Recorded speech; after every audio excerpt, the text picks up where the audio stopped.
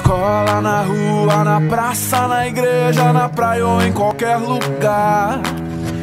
Um gesto, um sorriso, um abraço, um passo, um café e assim vai começar. E a gente fala das coisas da vida, conversa que não quer parar. Falamos de lutas, de sonhos, histórias vividas e do que virá. Quem encontra alguém pra caminhar. Olá, nós somos a Igreja Betel Brasileiro e estamos iniciando mais uma etapa na nossa vida ministerial e na área de comunicação também. Estamos com um novo canal para alcançar os irmãos. Fé e Fatos. Eu sou o Clebson e hoje nós vamos falar sobre saúde. E temos como o nosso visitante de hoje o Dr. Luiz Antônio, que é médico, neurologista, está atuante na área e vamos tirar algumas dúvidas que a gente tenha com o nosso doutor hoje. Tudo bom, doutor? Tudo bem, muito obrigado pela oportunidade. É um prazer estar aqui reunido e poder partilhar, com as pessoas que nos assistem algumas experiências que a gente tem vivido, em casa, no trabalho, e tentar ajudar a quem está nos assistindo a diminuir um pouquinho a ansiedade, conhecer um pouquinho, tanto do ponto de vista teológico, espiritual, quanto também da parte da ciência, É um prazer. Doutor, como eu já falei, o nosso tema hoje é saúde. E a primeira pergunta que eu tenho para fazer para o senhor hoje é sobre a sua rotina no hospital. Mudou alguma coisa nessa época de pandemia? Teve algum aumento de algum tipo específico de paciente ou continua do mesmo jeito? Certo. Então, a rotina que a gente tem, certamente ela foi alterada. A gente começou no início com uma espécie de esvaziamento dos hospitais, isso de fato aconteceu. Eu acho que pelo medo da população, de certa forma, causou até um certo prejuízo, porque as pessoas deixaram de procurar a assistência. A gente tem, por exemplo, na neurologia, pacientes às vezes que tinham AVC e ficaram em casa com medo de pegar coronavírus, não procuraram a assistência hospitalar. E passado algum tempo, isso aí foi se normalizando, só que de uma forma onde a gente teve uma carência inicial de materiais de proteção, equipamentos de proteção de segurança. Então era difícil a gente ter máscara, aquela face shield, todo o avental, paramentação, a gente tinha os nossos jalecos laváveis. Então houve uma espécie de delay, um atraso, até que a gente conseguiu esses equipamentos de proteção. E isso acaba afetando muito a rotina, Afeta a relação médico-paciente, as pessoas se assustam um pouco, porque chega o médico que geralmente eu sou muito aberto, então eu costumava cumprimentar, pegar na mão, abraçar, às vezes, algumas pessoas mais próximas, e isso tudo tem que mudar, Então, causa um certo desgaste, é difícil, mas são períodos de adaptação. Com o tempo, o movimento foi se normalizando. Hoje a gente tem assim já uma situação um pouco mais equilibrada, onde as pessoas que realmente têm necessidade procuram os hospitais. O serviço de consulta clínica ambulatorial é dentro do hospital, no serviço onde eu trabalho. Então, algumas pessoas que são idosas, pacientes de risco, às vezes que estão compensados, eles ficam em casa e vêm às vezes os filhos para trocar uma receita, pedir alguma orientação.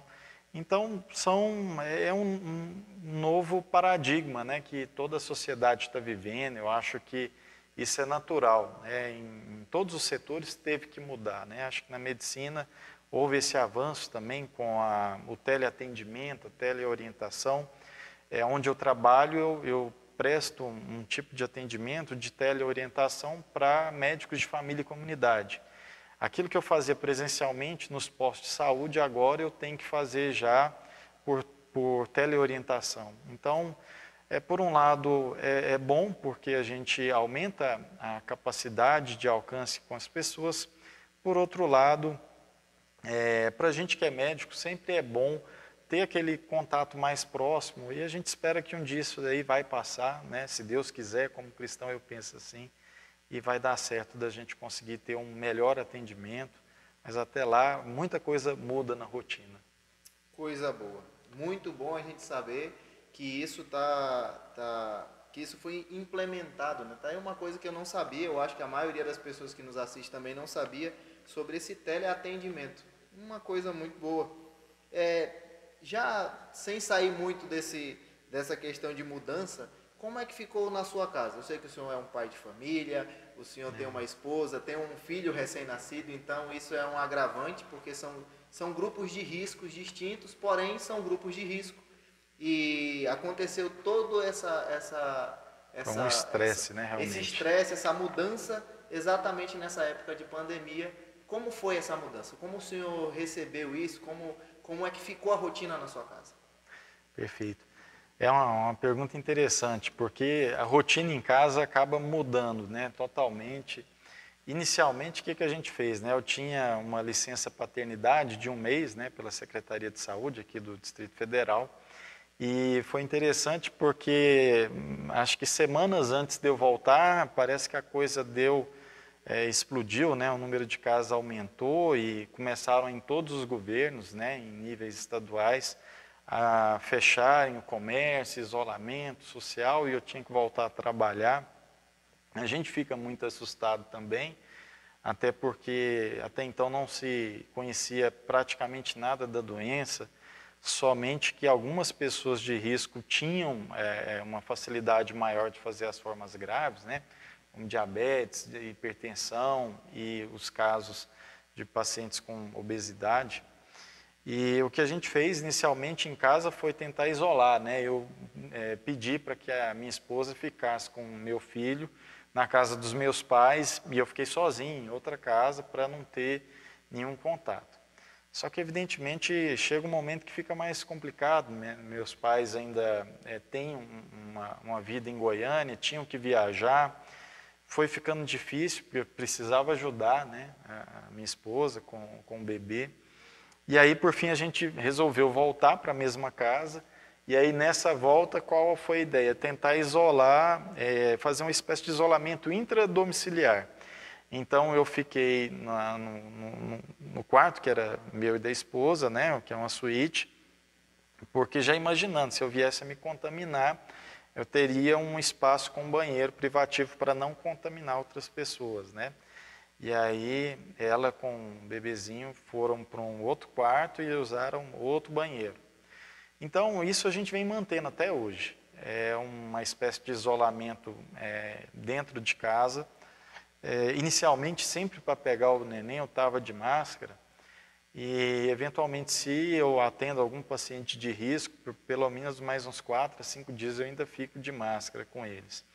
Agora, para chegar em casa é toda uma rotina, né? Eu geralmente tenho que deixar os sapatos e comprei uma espécie de latão de lixo, onde eu coloco um saco de lixo para colocar minha roupa suja. Então, eu entro já tentando tirar sapato, a roupa que eu vim do hospital toda, fica do lado de fora, entro para dentro de casa, vou direto para o banheiro, né, tomar banho.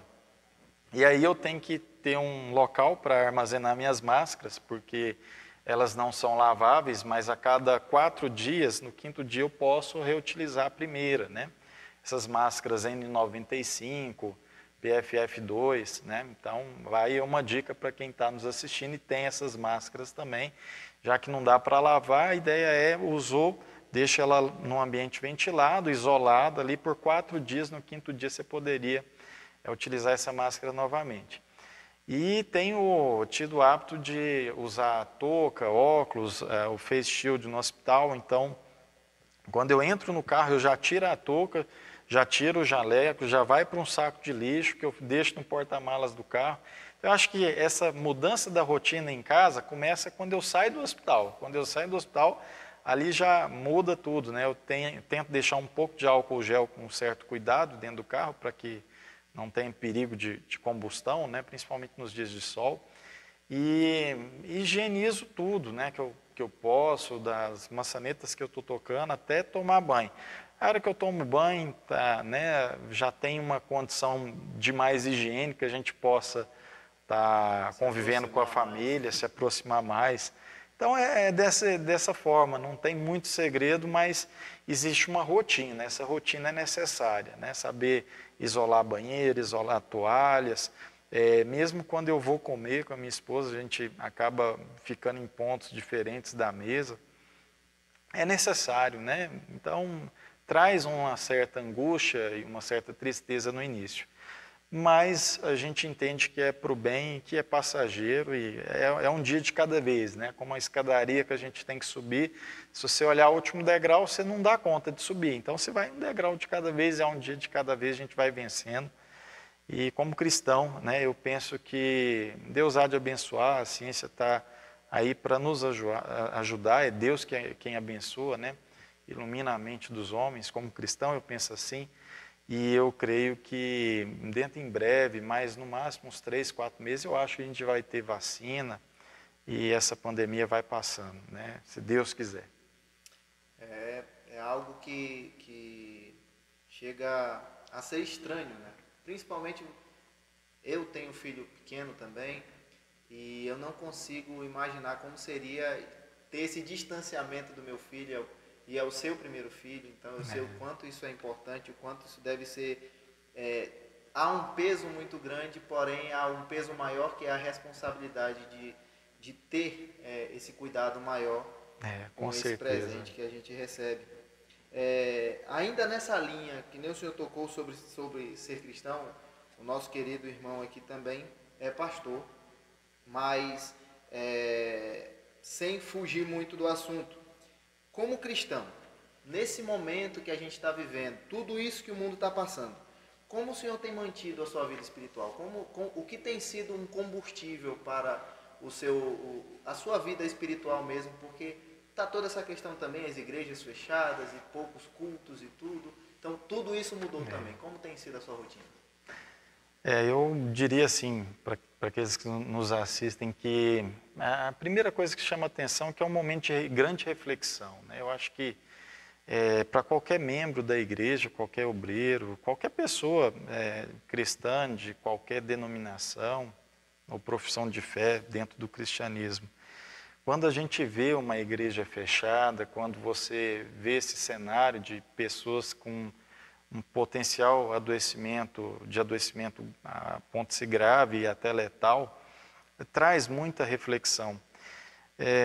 Eu acho interessante que um dos estudos que a gente fazia, um pouco antes da pandemia, era no livro de Malaquias, né? E era interessante uma passagem que a gente lembra do profeta Malaquias, em que Deus vê tantos problemas dentro ali do sistema dos sacerdotes, né, e durante esse período de reconstrução do templo, principalmente dessa espécie de promiscuidade espiritual, e Deus, eu vou parafrasear porque eu não lembro as palavras ao certo, mas o sentido que traduz para a gente é que Deus preferia que o templo fosse fechado do que receber aquele sacrifício e aquelas homenagens por aqueles sacerdotes. E eu acho que não tem como a gente não refletir e tentar contextualizar com essa época nossa de hoje os desafios da igreja, né? Será que quando Deus permite essas espécies de pragas que vêm para nós, e tudo passa pela permissão de Deus, né? Então existe uma espécie de a soberania de Deus com a responsabilidade humana caminhando juntas, né? Toda praga, toda peste, biblicamente falando, ela vem de acordo com a permissão de Deus. E Deus, quando Ele permite, Ele tem, no mínimo, uma necessidade de trabalhar com o ser humano, a necessidade do ser humano, de reflexão, né? Eu penso que os desafios da igreja aumentaram, a gente houve notícias boas e notícias ruins. Por exemplo, na Itália, a quantidade de conversão de ateus ao cristianismo nesse momento de pandemia, com a mortalidade, uma letalidade, né, tão grande, chama atenção, e no meio do caos parece uma notícia muito boa, saber que pessoas estão buscando novamente a Cristo Jesus, dentro de uma perspectiva talvez menos religiosa, superficial e mais interiorana, né? No sentido de ser de dentro para fora, a pessoa que tem uma conversão genuína, né? Um nascer de novo, isso alimenta esperança, expectativa para a nossa sociedade. Mas, infelizmente, nem todo mundo é assim. Tem pessoas que têm o coração duro e Deus permite nesses momentos, como permitiu a Faraó na época das pragas do Egito, né? Se a gente pudesse parafrasear um pouquinho e tentar trazer a memória, algumas pessoas de coração duro vão endurecer mais o coração, outras pessoas elas têm o coração amolecido e se voltam para Deus. Para quem pode ficar em isolamento, é um tempo de oportunidade de orar, de estudar a palavra de Deus, de poder ler a Bíblia. E para quem tem o acesso, né, o benefício de um meio de comunicação, se você está nos assistindo agora, provavelmente está assistindo pelo canal do YouTube ou por algum meio de comunicação que utiliza a internet. Então é muito bom você saber que esse meio de comunicação, dentro da perspectiva cristã, alcança mais pessoas. Eu acho isso extremamente interessante. O que eu pessoalmente venho fazendo é refletindo nesse contexto todo, né? Por que será que Deus permite? Qual é o momento que a gente está vivendo? E utilizar do tempo que me é possível, porque eu continuei trabalhando, eu não tive isolamento, para orar mais, para poder estudar mais. E o outro grande desafio, né? Se você quer ser luz no mundo e sal da terra, você precisa compartilhar essa mensagem do Evangelho.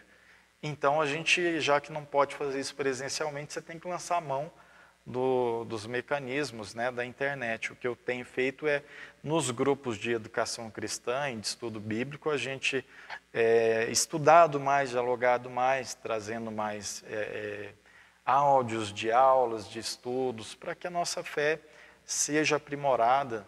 E eu acho que isso é muito positivo. Se a gente souber tirar a lição, isso vai ser extremamente positivo para a vida cristã. Já diziam os pais da igreja, né, que o sangue dos mártires, né, alimentava a igreja e fazia a igreja crescer. Ainda assim, hoje, se a gente puder utilizar a lembrança desse contexto, a igreja, quando ela mais cresce, é nos momentos de perseguição, no momento de tribulação, de sofrimento. É como o ouro, né, que é purificado no fogo, mas a palha, infelizmente, é queimada, né? Então, é dentro desse contexto assim que eu responderia a sua pergunta. Muito bom. Temos um irmão nosso, o irmão Volney, que ele fez uma pergunta para a gente. Esse também vai ser um novo método que a gente vai ter no nosso canal. Você vai poder fazer sua pergunta. Se você tiver alguma dúvida sobre tudo que já foi falado aqui, você pode deixar nos comentários que nós vamos tentar responder da melhor forma possível. E agora vamos escutar o nosso irmão Volney, ver o que ele tem para nos perguntar. Olá, graça e paz. Sinto-me honrado também em fazer a minha pergunta ao doutor Luiz Antônio sobre a Covid-19. Eu sei que muitos irmãos, todos que estão participando, também gostariam de fazer as suas perguntas. Mas, doutor, quanto à ansiedade, como nós podemos diminuir ou dirimir a ansiedade nesses tempos de Covid? Um forte abraço a todos vocês, no nome de Jesus. Muito obrigado, meu irmão. Pergunta boa. Então, Volney, é uma pergunta realmente muito importante e antes de responder eu posso até dar um contexto interessante. Como neurologista, né, muitas vezes a gente vai atender os casos de cefaleia, dores de cabeça, epilepsias e transtornos de sono, problemas às vezes de esquecimento, né, os transtornos cognitivos. E o que acontece que a gente percebe muito é que esse contexto da ansiedade, né, e algumas vezes até de pessoas que estão muito entristecidas, às vezes até dentro de um quadro depressivo do humor, eles têm piorado muito o seu problema, né? Então, é real, as pessoas têm ficado de fato mais ansiosas, algumas mais deprimidas. O que a gente pode fazer? Olha, num contexto geral, o que eu orientaria? Eu acho assim, para quem está em isolamento, né, ou seja, não pode sair de casa mesmo, não porque algumas pessoas voltaram a trabalhar e estão trabalhando, utilizando uma paramentação adequada, mas aqueles que estão isolados, na medida do possível, a primeira coisa seria a prática de atividade física. Vou responder como médico, né? Porque a atividade física ela vai liberar dopamina, beta-endorfina, serotonina, noradrenalina. O cérebro da gente reage melhor, o seu sono fica melhor, né? E a gente tem, para aqueles irmãos que têm, para aquelas pessoas que têm a disponibilidade da internet, uma série de exercícios que podem ser feitos em casa, né? Isso está bem divulgado, é fácil de achar. A segunda coisa, eu diria para tentar utilizar a parte de internet ou televisão de maneira adequada. Como assim?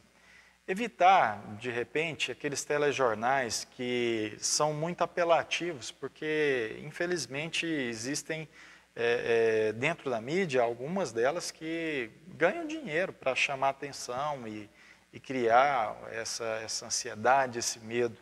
Para aquelas pessoas que são muito ansiosas, talvez o ideal era nem assistir televisão, ou pegar a televisão para assistir alguma coisa mais tranquila, algo que vai edificar, né? De repente, dentro do nosso contexto aqui, alguma reflexão cristã, e para não ficar desatualizado, né, e ficar na ignorância, alguns preferem os meios de informação digital, da internet, por jornais mesmo.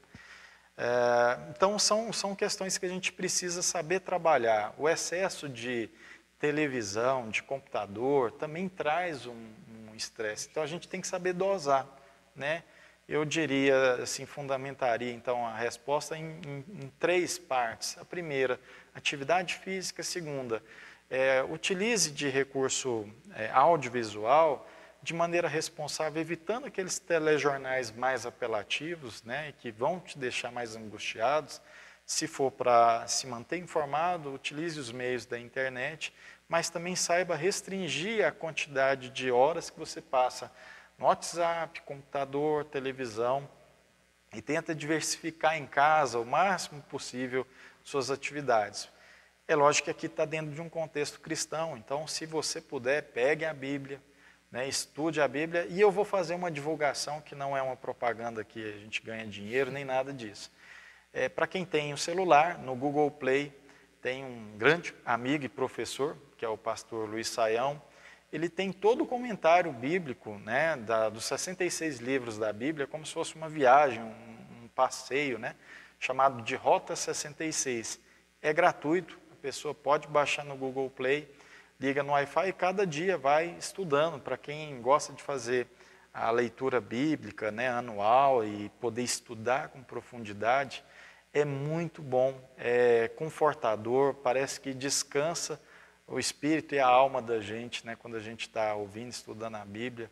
Não é alienação, não. A gente não quer que a pessoa seja só religiosa e descontextualize a realidade dos fatos. Aliás, esse é o nome do programa, né, do canal. Mas a gente saber dosar, ter esse equilíbrio. Tá, Valnei? É muito boa, eu agradeço a sua pergunta, porque vai ajudar a vida de muitas pessoas que estão passando por esse estresse, por essa angústia. Eu acho muito interessante, exatamente isso que o senhor falou. A gente tem passado também, na minha família, eu tenho visto alguns amigos meus também voltando a ter o laço familiar que antigamente se tinha, né? Na minha infância eu vejo muito que existia muito esse contato físico, essa conversa ao vivo, se assim podemos dizer. Não tinha tanta tecnologia e não tinha tanta ansiedade, não tinha tanto estresse. A gente extravasava bastante as energias nesse contexto, né, de ter uma conversa, conversar com a pessoa pessoalmente mesmo, ter uma conversa descontraída, conversar com seu filho, fazer algumas invenções. Eu gosto muito de inventar, então eu tenho um leque muito bom lá dentro da minha casa, a gente já construiu algumas coisas. E só fazendo um gancho, que eu acho que é interessante, quando você falou da família, né? Às vezes a gente vê pessoas que estão isoladas, vamos supor, pessoas idosas, né? E estão em isolamento, cada um na sua casa. Então, dentro das famílias, às vezes uma estratégia é você utilizar, assim, esses idosos que estão saudáveis, que são dentro da mesma família, mas para que eles não fiquem 3 idosos, por exemplo, às vezes 3 viúvas, em casas separadas, algumas famílias resolveram fazer isso e deixar eles em isolamentos, mas juntos, né? Então é outra estratégia, né? Tem sempre os netos que vão para o supermercado, trazer as compras. Então isso é muito bom, relembrar as histórias, né? E, são paradigmas que a sociedade vai passando, mas tem como a gente contornar isso daí. É verdade, é evoluindo sempre, né? Com certeza. A gente está nesse processo de evolução contínua e agora nós não tivemos uma preparação para que isso acontecesse. Em um final de semana, nós tínhamos liberdade de ir em todos os cantos, e na outra final de semana estávamos todo mundo proibido de sair de casa, não isolados. tem como então, sair, nem vai para a pizzaria, não tem jeito. Nós tivemos que evoluir de uma maneira muito rápida. Com certeza. Então, para a gente finalizar, doutor, eu sei que o papo tá bom, mas a gente precisa aproveitar o máximo possível. O que você diria em poucas palavras, para resumir tudo que nós fizemos aqui, tudo que nós falamos, o que o senhor resumiria em poucas palavras para quem está nos assistindo? O que o senhor diria para elas quanto ao cuidado, o seu cuidado mental, como nós acabamos de falar, e o cuidado espiritual também? Se o senhor fosse resumir tudo isso que nós falamos, o que o senhor falaria para essas pessoas? Bom, perfeito. Existe um ditado popular, né, que fala que corpo são, mente sã, né? Nem tudo que é popular e que às vezes não está ipsilíteris na Bíblia é de desprezo. A gente precisa de lembrar que algumas verdades elas permanecem, né? Se a gente puder trabalhar o nosso físico, né? Aquelas pessoas que estão isoladas em casa, mas tem um quintal que possa contar com a luz do sol, é importante inclusive para a vitamina D, né? Para a imunidade da gente. Trabalhar a parte física, trabalhar a parte espiritual, saber ter domínio próprio com o uso das tecnologias, para que a gente não entre no excesso, e utilizar aquele tempo de isolamento para as pessoas que podem estar isoladas, ou mesmo aqueles que trabalham, mas chegam em casa, desparamentou, né? Vou usar esse termo assim, porque eu acho que todo cidadão pode ser um caixa de supermercado, ele trabalha hoje paramentado com máscara, luva, né? Recentemente eu fui no cartório, o pessoal tem até o face shield, né? Então, desparamentou, tomou banho, né? Tenta ter o seu momento de lazer com a Bíblia, né? Um momento que você possa orar, um momento de comunhão com a família, e buscar o equilíbrio é o melhor caminho. Isso aí chegou, mas vai passar. Com fé em Deus, é a esperança que nós temos como cristão. Talvez seja como aquelas dores do parto, né? Então, vem a contração, mas passa. E a gente tem que, como cristão, ter alegria em tudo isso. Como diria um paciente meu, a gente não é tristão, a gente é cristão, né? Muito bom. Meu querido, muito obrigado. Eu que agradeço a oportunidade. Foi maravilhoso, foi de rico aprendizado para todos. Eu acredito que você que está em casa também cresceu bastante, aprendeu bastante com o que nós falamos hoje. E é esse o objetivo desse nosso canal. Que você possa enxergar de uma maneira mais tranquila tudo o que está acontecendo. E nós vamos trazer diversos assuntos aqui. Nós vamos falar sobre economia, nós vamos falar sobre igreja, nós vamos falar sobre família.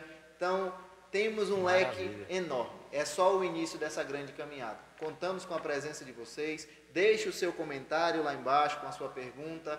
Nós vamos pegar as perguntas e vamos fazer uma live especial para responder todas as perguntas que forem nos comentários. Siga o nosso canal, vai estar na sua tela também. Esse é o nosso programa, Fé e Fatos. Olhando os fatos com os olhos da fé. Nós somos da Igreja Betel Brasileiro, aqui do Lago Norte, e vamos estar toda semana nesse canal, toda terça-feira, nós estaremos com vocês. E não deixem de estar conosco. Façam sua pergunta, compartilhe com seus amigos, interaja conosco. Você pode ser como o nosso irmão Volden, que fez aquela perguntinha para os nossos convidados, você também terá essa liberdade. Entre em contato conosco, o nosso contato estará no rodapé desse vídeo. Então, não perca a oportunidade. Fé e Fatos, olhando os fatos aos olhos da fé.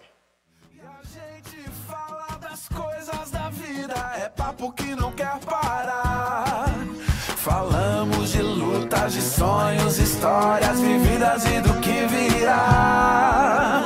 Quem encontra alguém pra caminhar nessa estrada quer viver, tem